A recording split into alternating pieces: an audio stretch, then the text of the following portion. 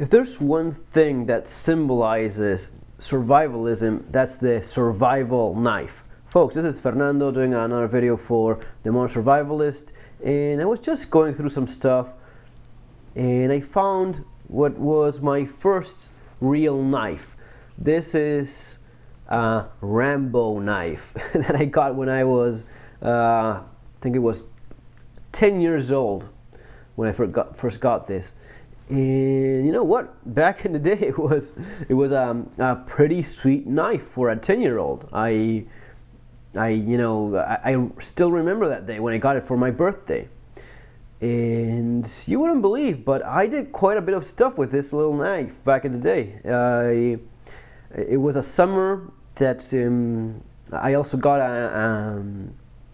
a firearms magazine, a Spanish magazine. It's called Armas. It's called Armas y Municiones, Guns and Ammunition. And in that specific edition, they had an article about building shelters. And I remember that I spent most of that summer with my brother building shelters in some of the land around our property. There was like several pine trees, so we would cut them down branches with this little saw. Actually, you know, when you had a lot of time to spend doing these things, it's not a problem to spend maybe a few more minutes doing that. So with this saw, we would cut down branches of pine trees, and going through those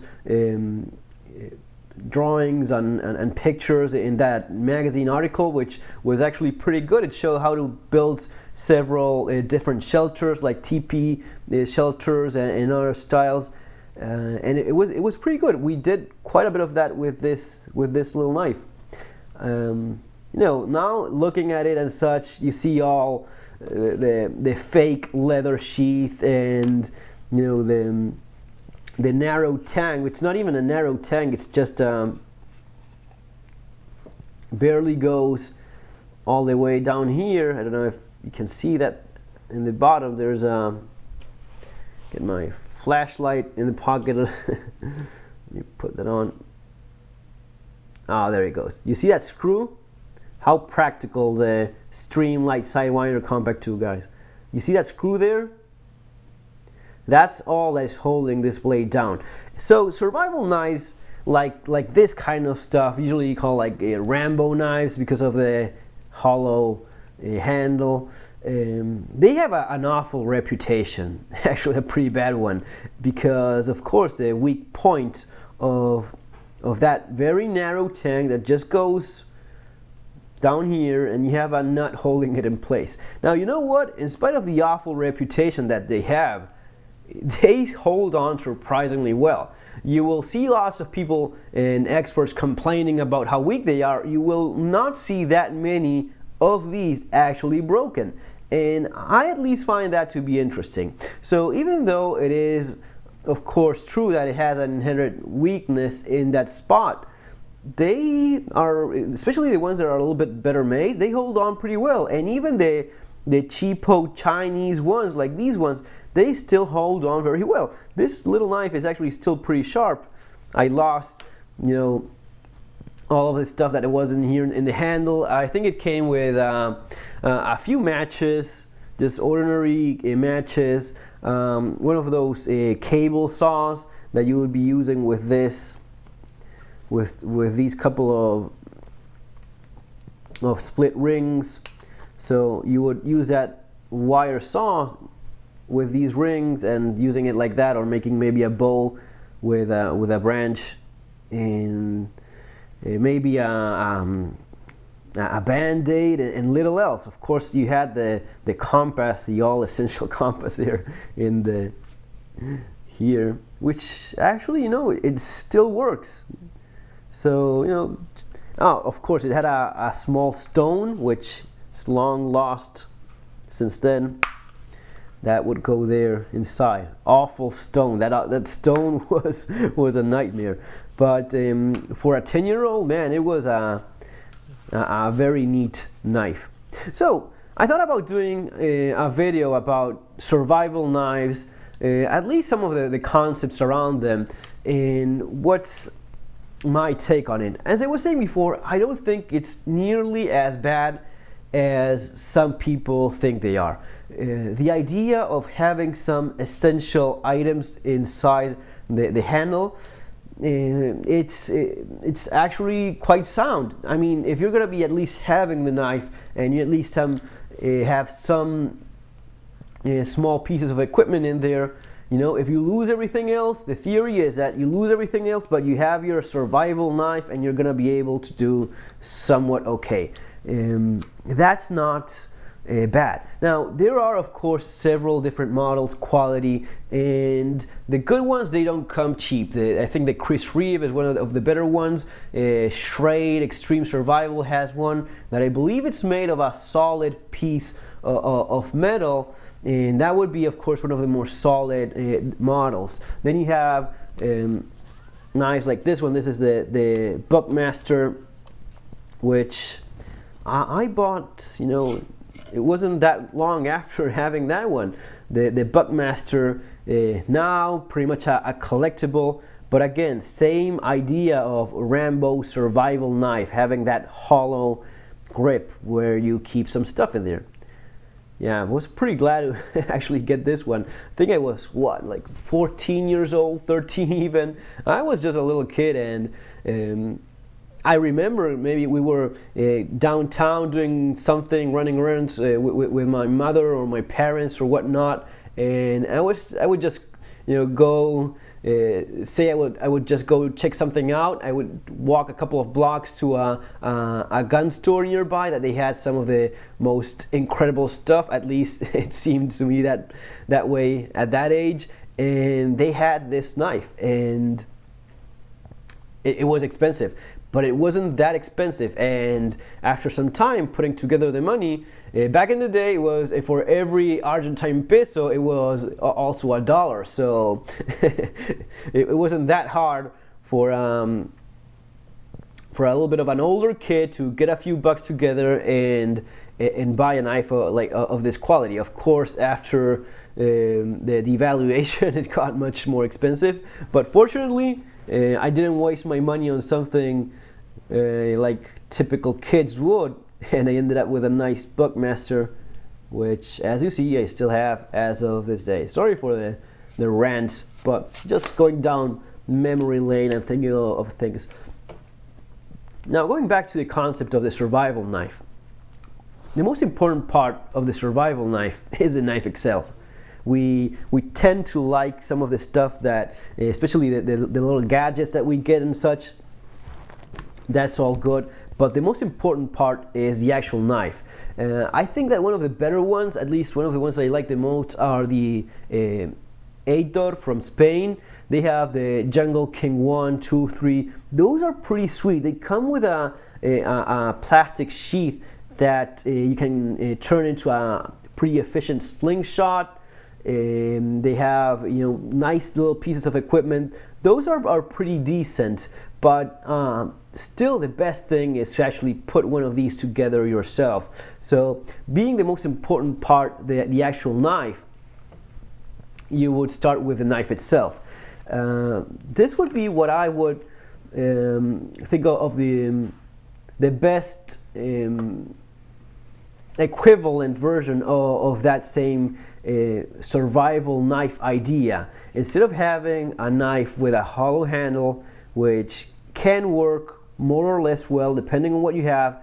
Again, some of those Chinese copies of this kind of stuff, or even the Chinese copies of the Aitor, some of them are pretty good, but you still are risking quite a bit with a knockoff, you know. So if you're gonna be buying one of these, buy quality Aitor or some of the I think it's the Schrade's Extreme Survival. I'll leave the link below as always. I try to find it. Sure, it's available in Amazon as well. I'll leave that below there in the comments for you to check out. But instead of going nuts trying to find a solid and good hollow handle knife, I think that it's still within that same concept, getting a good knife with a sheath that has a pocket for some stuff. All right, this would be one of the possible variations. The sheath, this is just what is it, a Spec-Ops Spec-Ops brand. Yeah, there it is. Let me change that for you guys to check out. Spec-Ops brand sheath with that pocket in there. Again, I'll leave the link below for all this stuff there in the comments. I'm pretty sure it's available on Amazon as well. The knife that I have, at least in this one, this is a Bussy Team Gemini Light Brigade. Excellent knife, of course. And this is what I'm talking about. Having a great knife and then having the little gadgets and pieces of equipment in the sheath itself. That makes for a more solid construction knife. You have, you know, you don't have to go with a SE, with a Bussy knife, or even an SE. You have several models. Many of them will fit this kind of sheath. So many of them also come with one themselves. You know, just look around, and some of the knives already come with a pocket outside.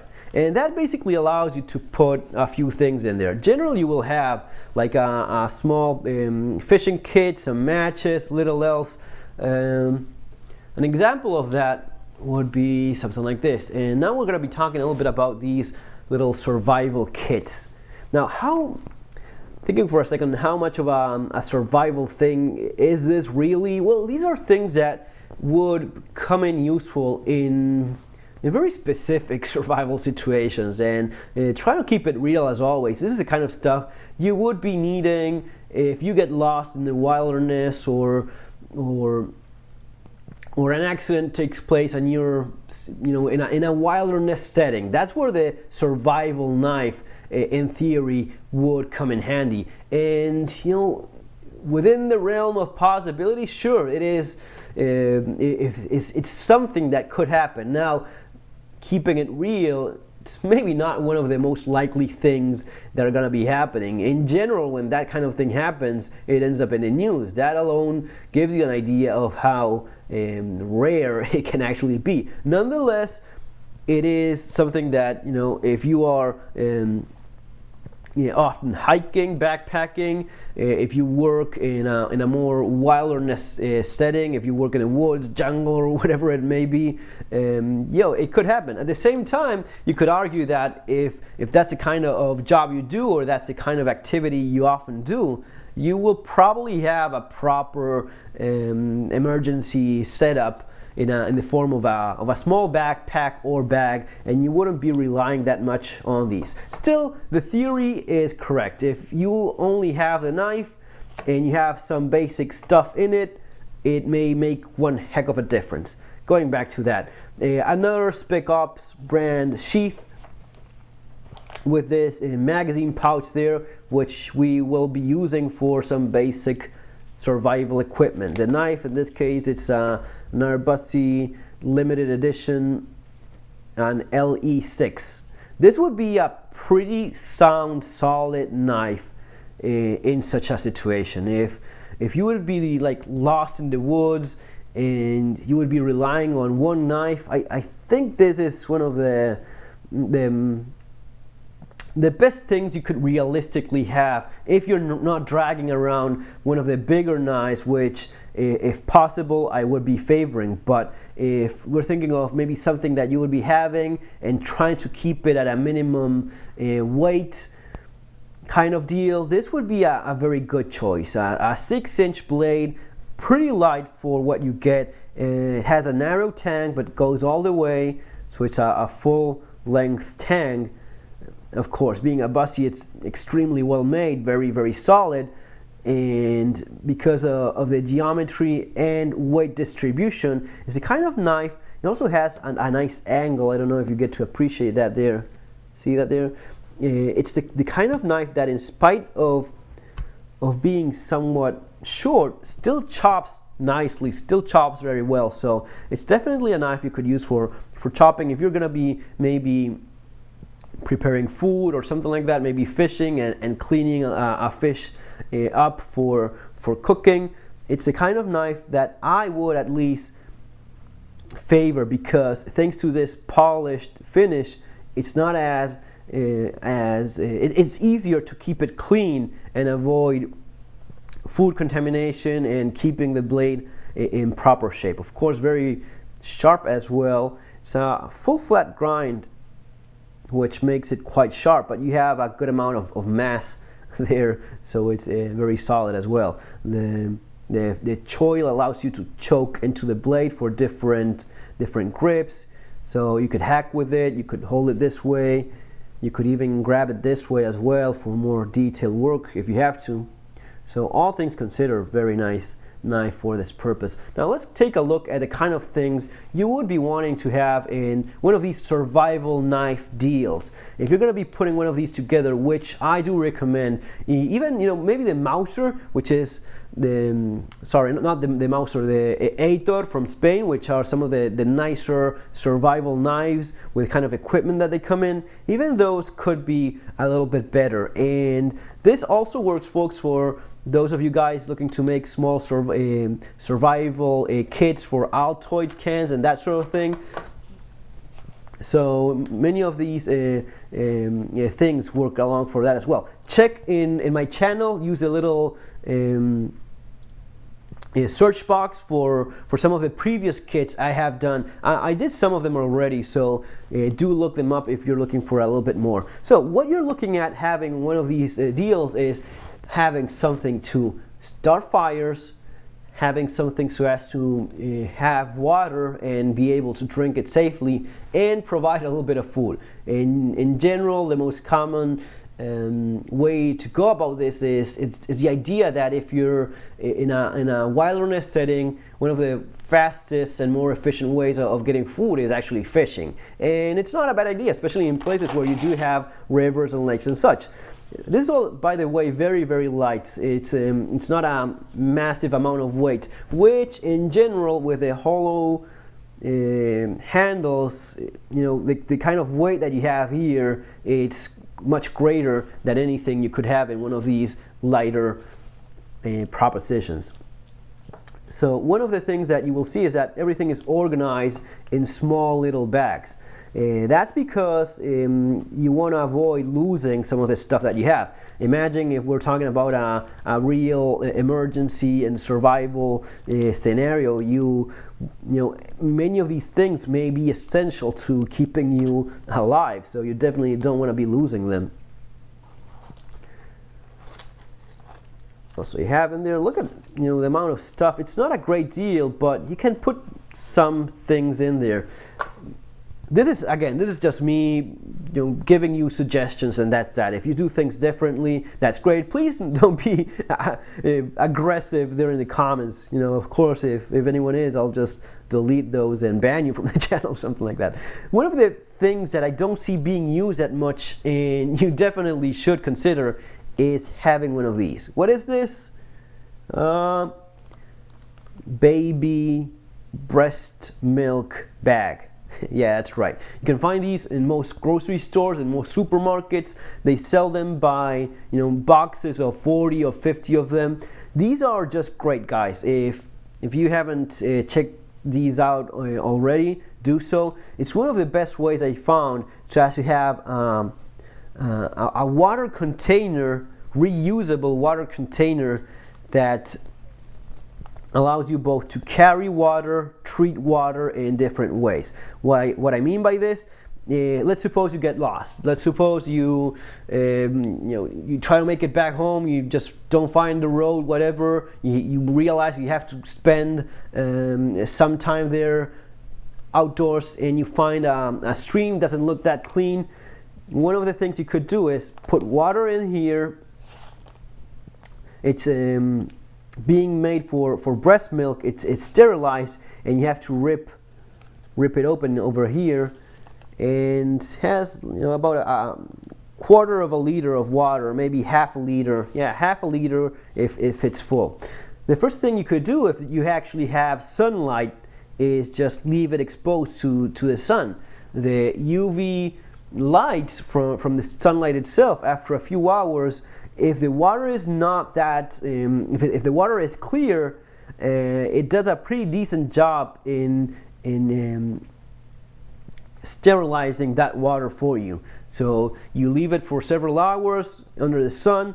It's one of the ways which you could go about it. Then you also have water purifying tablets, or what I like using for these kind of kits myself, you have potassium permanganate, which is this stuff, you know, keeping these in small flasks or vials like this one. So that's one of the things you have in here.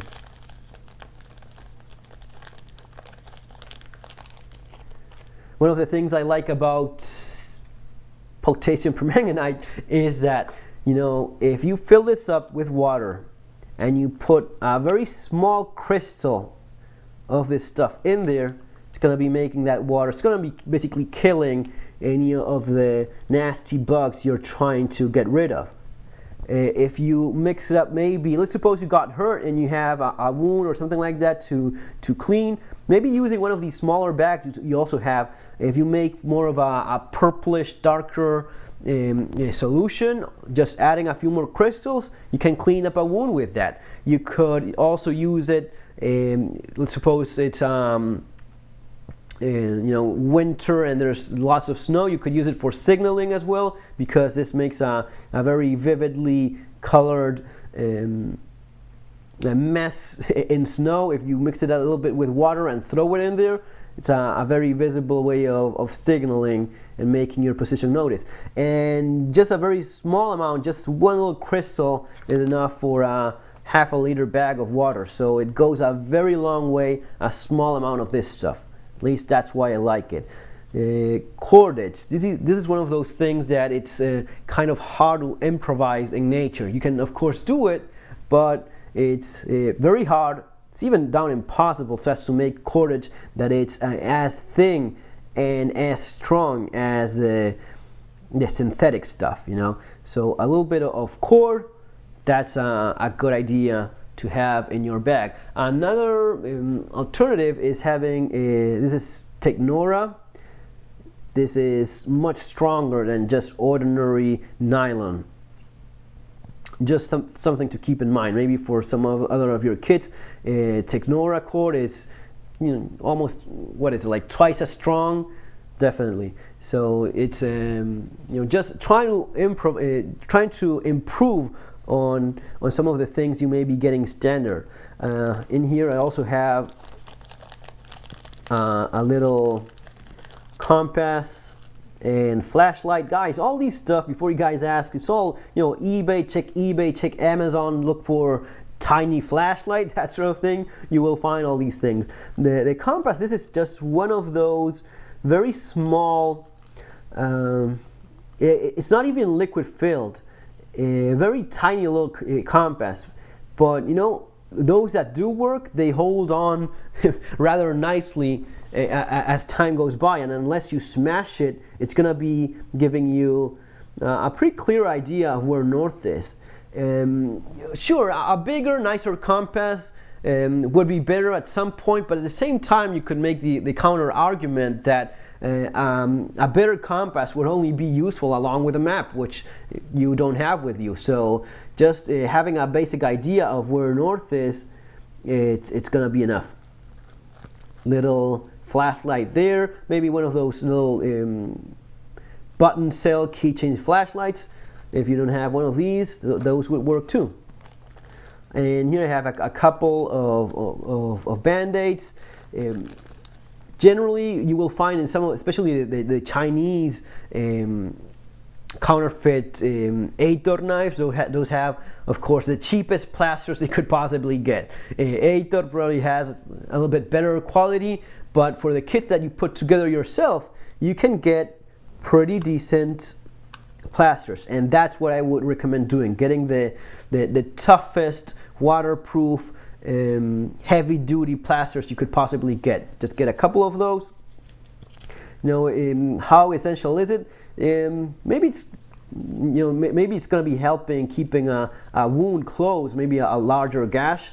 You could use that there.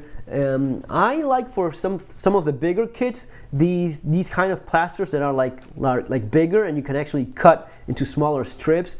This is what I use for the survival kits that I sold some time ago. Those little cans, those little tins. I mean, this is the kind of thing, because if you have maybe a larger cut, you could just try to clean it up. Remember, you do have where is that? You have ways of improvising a solution for sterilizing and cleaning that wound. What I would do is using one of these smaller bags, just with that bag, fill it up with water, use a few of these crystals until I have that purple solution, make maybe a little hole, or just press it so as to not puncture the bag. Press it and throw a jet in there as much as hard as possible, so as to clean anything that you have in there, and then use one of these. But since we're already in this bag, you also have a couple of pre-injection swabs. These are swabs with alcohol in them. One piece of advice: check these things every once in a while. If there's a small, as minimum as it may be, a small leak, you would be surprised by how many of these I found to have dried up. It's really not uncommon, and it's something that, if it dried up, it has no alcohol in there, it's completely useless. So that's why it's better to double it up, so as to have two, just in case maybe one loses the alcohol, maybe the other one holds on. So if you have two of these would be good for cleaning up and disinfecting smaller wounds. Then you have a fishing kit, and here is where usually you will find poor little fishing kits in some of the knives that you get. Even the one in Aitor is not really that great. In this one that I put together, again, this is something, it's not the same, but it's kind of similar to the one that I had in that little tin kit. I have a few fishing hooks, a lure, and those three little sinkers. For fishing kits in survival kits, you want to have usually smaller hooks, usually something like this, and just a couple of the larger ones. But in general, you're gonna be going for smaller fish. You're not gonna be doing impressive things with in a survival situation. Just grab some of the smaller, maybe medium-sized fish, and with the lure, it's going to be, making things maybe just a little bit easier for you. For fishing lines, quality would make a big difference. So you have some more normal. This is what is it, like carbofluorescent line, which is a little bit better than the stuff that you would be getting in the little kits. And then you have here some braided line, which is this stuff that I have here. Braided line is much stronger than the translucent ones. This is the kind of stuff that you definitely want in a survival kit, where you're gonna be depending a lot on not losing those fishing hooks. So a line like this one, this is rated for, where is it, like 50 pounds. That's good enough. A braided line like this one, it's gonna be meaning that you're not gonna be losing either the fish nor the hooks that you're using, and that's pretty important in a realistic survival kit. Finally, of course, a way of starting fire. These are slightly nicer, storm-proof matches. You have 1, 2, 3, 4, 5, 6 matches in there.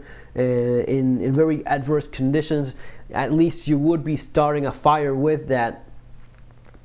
Now, how long will 6 matches hold? Maybe it's going to be getting you through a day or two, but not much longer than that.